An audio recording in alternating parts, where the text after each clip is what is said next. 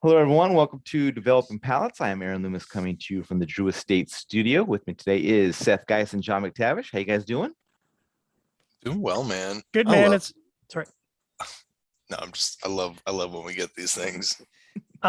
It's that time of the year. I got the lamp going because we're basically losing 15 to 20 minutes of light a night. Wow. So now our sunset is pre 8 o'clock, where before I was smoking till well after 10, almost 11. So Damn. yeah, You guys won't see like sunlight for like 2 years. yeah, pretty much. Yeah, that's what happens. It's Winter's very long. coming. Winter's coming. Winter's coming. God. All right. So Oof. today we are talking about the Diamond Crown Julius Caesar Et tu Brute. Cigar is A2 Brute. A2 Brute. Is it Brute? Brute. I thought it was Okay. Brute. Yeah. But okay. The Brute. Brutus family. The cigar is it comes off the Shark Vitola. If I'm, are you guys? Yeah. So it's kind of a torpedo, box press torpedo. 5 6/8, 5 5/8 by 54. Comes out of the Tabacalera A Fuente factory in the Dominican Republic. Wrapper is Ecuadorian Habano. Binder is from the DR. Filler is Caribbean and Central America. Which is a nice way of probably saying Nicaraguan and Dominican Republic.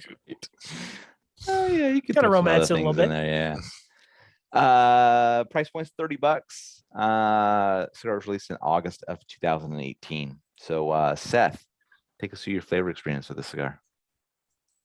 Man, it's weird being the first one to do this. Yeah. In hot seat. Yeah, lovely white pepper, toasted nuts, wood, earth. Let's get in some cedar. This was, the Sharks Vitolas are always crazy in terms of like the smoking experience. I find because there usually can be some crazy funky transitioning aspects. Second, third, I was still getting those white pepper, spice, wood and leather. Then I was turning into some sweet nut, coffee, stone fruit qualities. And then the final third was wood, leather, earth, and spices. Medium full. I'm trying to remember if it has medium full throughout. Pretty funky. It was very different than Zoom in. other Julius Caesars that I've smoked. I feel like maybe it's been a while since I smoked a Julius Caesar. So yeah, man. John, you next? Yeah. Mm-hmm. Yeah, I think I got a lot of the same flavor notes as Seth. Started out with creamy leather, tobacco notes, mild spices, just a really nice tobacco flavor, and then some espresso kind of built up. And I also got the stone fruit, like almost like a cherry. So that first third, I was like, oh, this is really nice, and that did carry into the second third, although the intensity dropped off. But unfortunately, by the halfway point, the profile really dropped, and I'll get into that a little bit more as I go. But it was very wood forward. Baking spices were kind of there, but a little muddled. So the last half of the second third was really kind of killed the second third for me. Just ended up being average in the last third. Just really baking spices, wood and earth forward. So it was okay, but it wasn't particularly dynamic. And I think what happened is, we talk about this occasionally. This is like the first time I think I can ever remember a construction issue with the JC Newman cigar. So it happens, man. It's a handmade product. But it was just really struggling to burn, and I couldn't figure out what was going on. And then I got to the halfway point, and at that point, I realized the bottom half of the cigar was like massively underfilled. And the cap had cracked because it was so underfilled. So the filler was just not keeping the cigar intent. And I think that had a pretty significant impact in the burn and the flavor performance. So kind of a letdown, especially considering the draw was perfect. So I was just left with an average experience, which is kind of disappointing on a cigar that's kind of this premium. And again, totally outside of what I would normally experience with JC Newman cigars. So Aaron, what about you?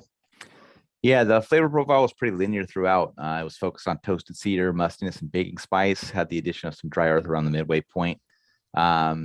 Cigar just didn't provide a flavor profile that really grabbed my attention. And we've reviewed the Robusto previously, and the flavor profile for this Vitola just kind of paled in comparison to that cigar, which I wasn't expecting to see that. With the super high price point here, I just wouldn't see coming back to this one, compared to the other Vitolas.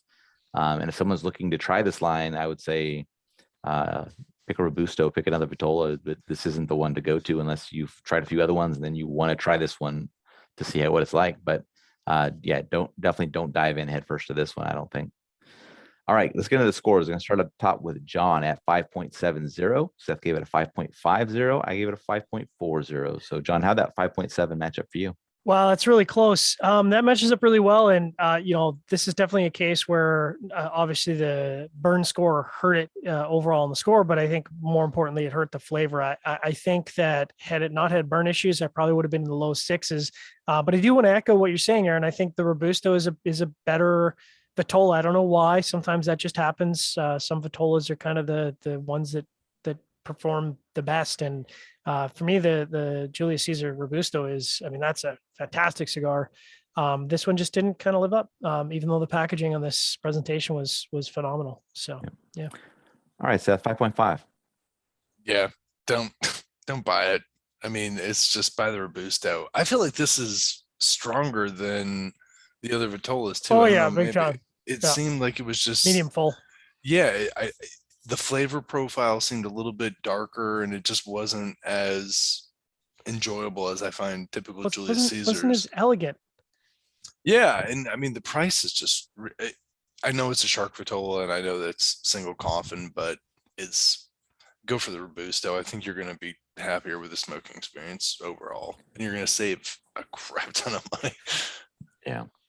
My 5.4 matches up well. I mean, Seth and I scored it the same. Only difference is I had some burn issues, so that's the only reason I had a step down on score from Seth. So, yeah, I mean, it's odd. You have a cigar that's a lot more expensive than another one in the line.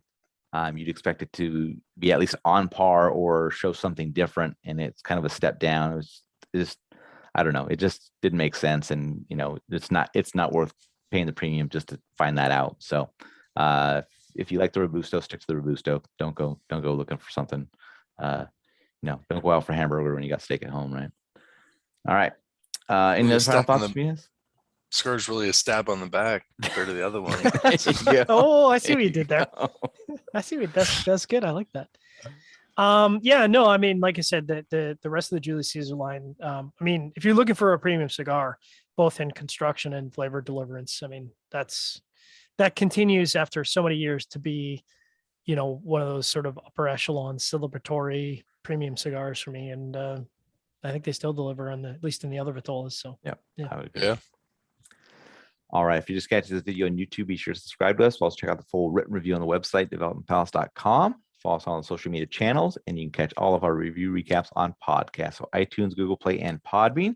Thank you for tuning in. We will catch you on the next one. A tuber tank?